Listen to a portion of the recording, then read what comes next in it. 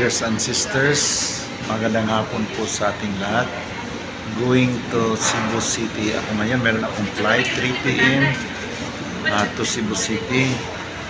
May mga talks ako doon hanggat March 28 na bukas.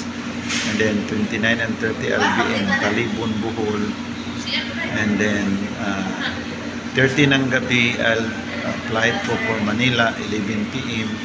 I'll be in Manila until April 5. Please continue to pray for me, brothers and sisters, for my safe travel and also divine provision na God will provide all my traveling expenses as I visit different communities of the converted brethren, mga nagbalik sa mga Katoliko ng mga kapatiran natin. Bibisitahin natin at mayroong mga ibang community din na bisitahin natin at bigay na tayo ng talk. Kaya makabalik ako dito sa Cagayan April 5 kung loobin ng Diyos. Kung makasakay ako ng barko baka abot ako dito April 8. Maraming salamat and God bless us all.